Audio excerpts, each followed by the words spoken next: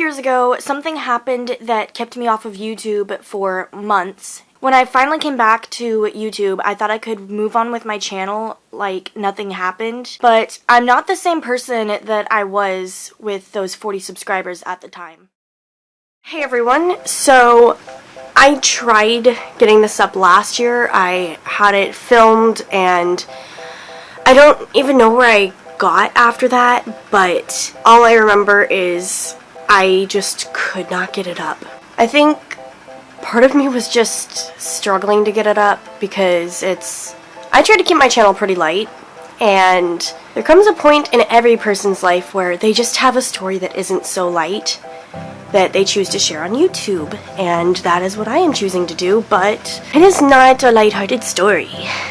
So before I get too far into this video, just want to make everyone aware that the topics of assault, PTSD, anxiety, depression, just all sorts of what would be considered triggering things are going to be brought up in this video, because that is part of the story that I am sharing.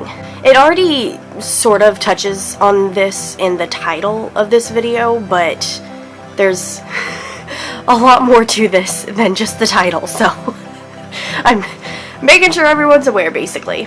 So in March of 2019, one of the most traumatizing, probably, things in my life happened.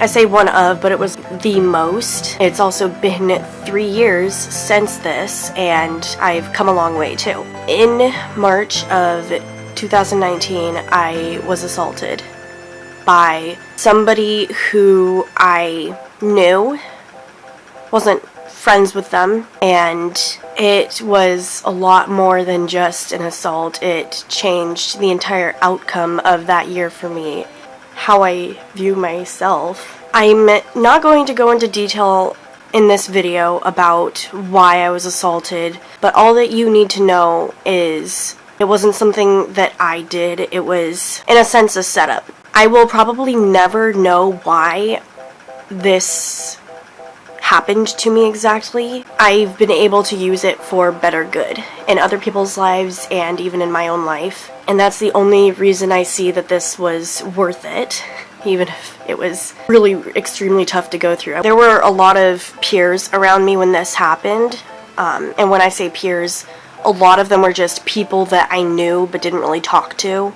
Quite a fair number of them were also taking video as it happened. Number one of a traumatizing situation. I was of age that I could actually file charges, which I did do. But even on top of all of that, that still was not the hardest thing that I had to go through. Honestly, it was a million things that came together all at once that's what made it the hardest thing to deal with. I went to the hospital after this occurred. It wasn't one specific part of my body that was hit, it was everywhere. I even had a big bruise left over from this. Part of the biggest concern was I was literally thrown into a wall. I don't even know how that's humanly possible unless somebody is running off of a lot of adrenaline, but I didn't even remember hitting a wall. I just remembered what came after that. I remembered being thrown, but not hitting a wall, so I definitely went unconscious. So at the hospital, they checked me for signs of a concussion, they checked me for bleeding or anything, they checked me for all sorts of injuries all over my body, my bones, broken bones, stuff like that. I went home after that, as I recall, and I was starving, but it was so difficult to eat.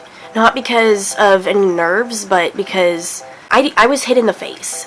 My jaw was messed up, shall we say. But as we discovered resulting from this, I suffered PTSD from the experience. Guys, I was not a tough kid. Like 14, 15, younger than that, I didn't want any conflict with anybody, especially if it got physical. Like, the thought of somebody physically harming me, it scared me. I think that might have been part of why I was so traumatized by all of that. I don't know everybody else's experience who's been assaulted, but I don't know if they all walk away with severe trauma from it. I sure did. For months following this, I had frequent nightmares. I was in my nightmares reliving the event almost every night for a long time. Thankfully, through therapy and through meds, it actually spread out to more like a few times a week, if that. The following day, actually, I was diagnosed with a severe TBI, concussion.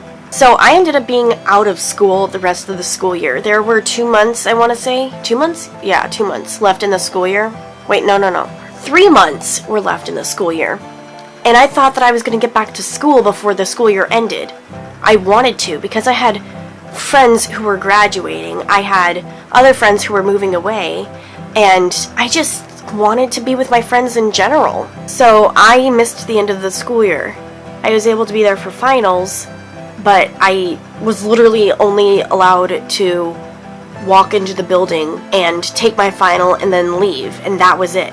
I was able to sit and talk with my friends for a couple of minutes. I couldn't find any happiness after the school year ended. I was doing school online still because I missed a couple of classes. I had to do more school after the school year ended, and I was doing it online. I was doing that all the way up until August of 2019. And then I had a month of a break, and then I was back to school. Sure, I had fun events. I turned 16 that summer. I got a sister-in-law that summer, but it would still, I couldn't catch a break.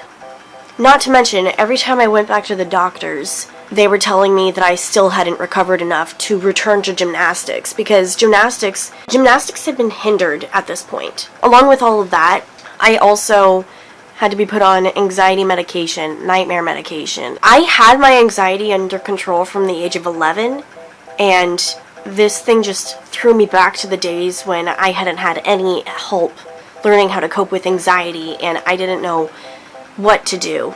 But on top of having a concussion, I wasn't myself. I had lost a good amount of my memory.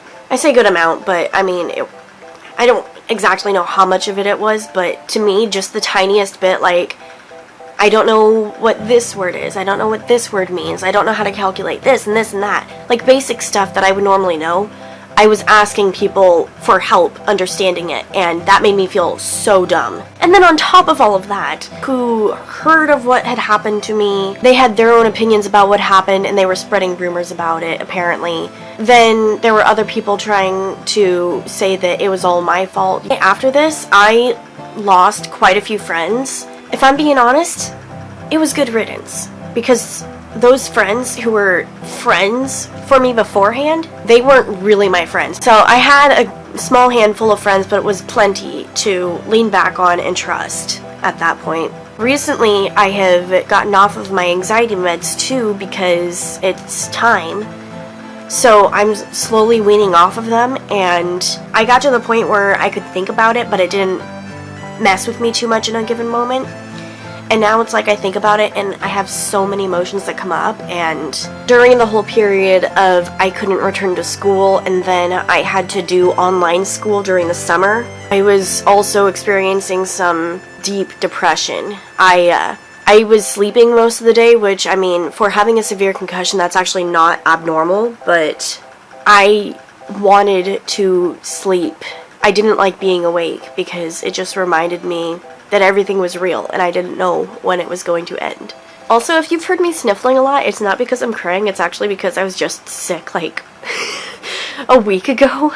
Actually, I was sick this last week. By the time that this video comes out, though, it's been a while. So here's what I want to bring up. It felt like it ruined me at the time, and I am nowhere near the same person that I was before all of this. I'm more mature, and I'm goofy, but I'm also a little bit more serious, and that happened almost immediately after. I have been able to help a lot of people with their own anxiety.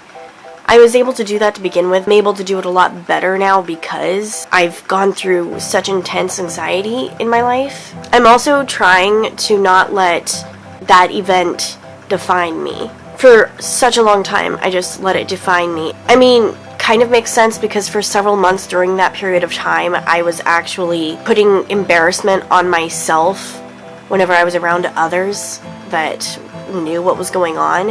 When you realize that that doesn't have to define you. Like, it's 3 years later, I've moved on, and nothing about that situation is still with me except the memories and the emotions that go with it. So yeah, I think that's all that I wanted to say in this video. And thank you guys for taking time out of your day to listen to this. You saw the title of the video and you still decided to watch it. Not that I need this to be just out there, but this is just for me to be real with you guys. Like, I'm comfortable being real with you at this point and putting a better understanding out there of some of my quirks these days. That's it for today's video. I know it was really just kind of dark, but like I said in the beginning of the video, this happened to me. Life's not always gonna be bright and beautiful. There's some dark days. Alright, see you guys soon. Bye.